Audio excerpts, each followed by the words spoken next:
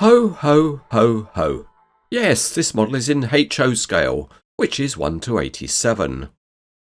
It's by Diecast Masters and it's the Caterpillar M323F Railroad Wheeled Excavator. Out of the shipping carton we need to take the bag off, so let's open up the end that's got the hole in it, and as usual we pick the wrong end. So let's pretend nothing happened and open up the other end. And out of the bag comes the metal tin. Here we can see that this is a machine that works off of railway tracks, and that's why HO scale is interesting. And on the back of the tin there's information about the real machine. Lid off and first out is the mini brochure of Caterpillar models, and there's also a one-page instruction sheet that describes how the tools are fitted. After removing the top layer of foam we can take the plunge and get the model out, and we can also separate out the two additional work tools. Now out of the box there's no assembly to do because this model is complete. Oh yes it is. Out of the box it certainly is.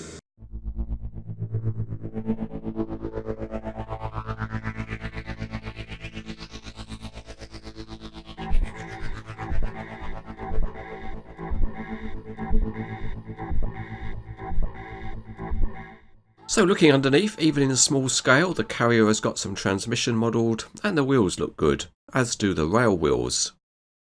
There are some pleasing small details on the undercarriage, and if we zoom into both the road wheels and also the rail wheels, they are very good. Viewed from one end, it's nice to see the detailing of the rear lights, and the rail wheel assembly is detailed. The other end has lights too, and there's also a bar for clipping on tools during transport. The cab is detailed very well for the scale. It's metal and there are mirrors and wipers. There's also tiny highlighting of various work lights. Inside the cab the detailing is very good, there's even cat on the seat back, but there's no operator.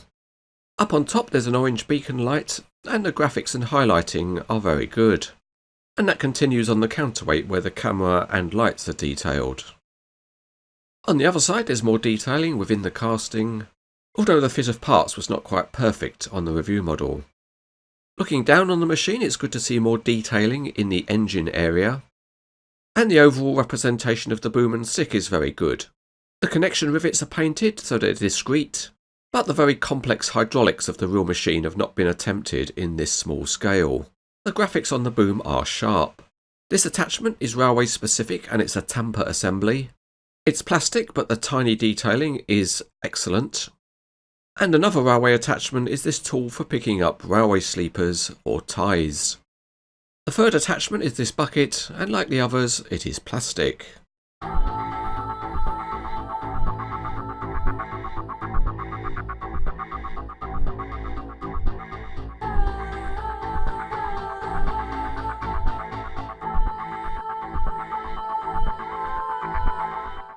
First up we'll test the road wheels, and the model rolls extremely well in a straight line, and there's no steering on this model.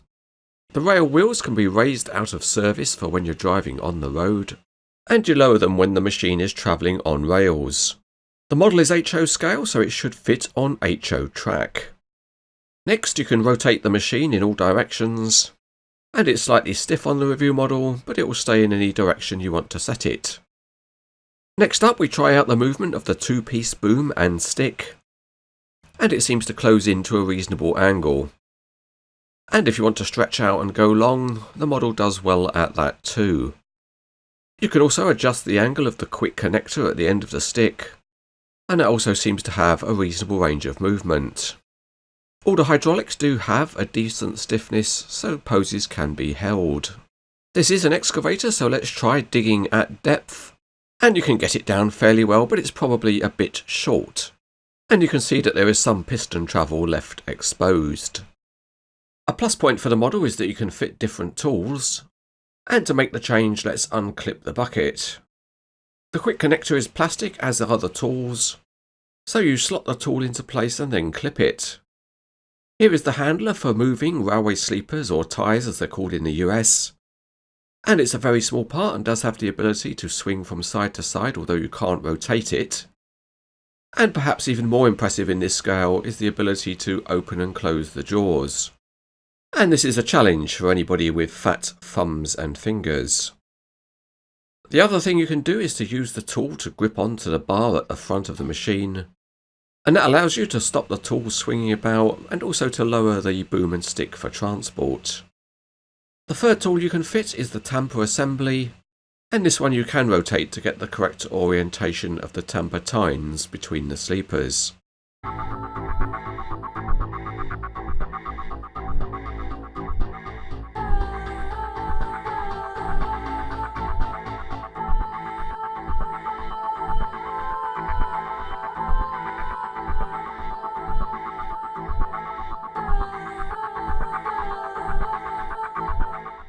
The railway sector is underrepresented with models of machines like this, and this model by Diecast masters will be welcomed by railway modelers operating in 1:87 scale.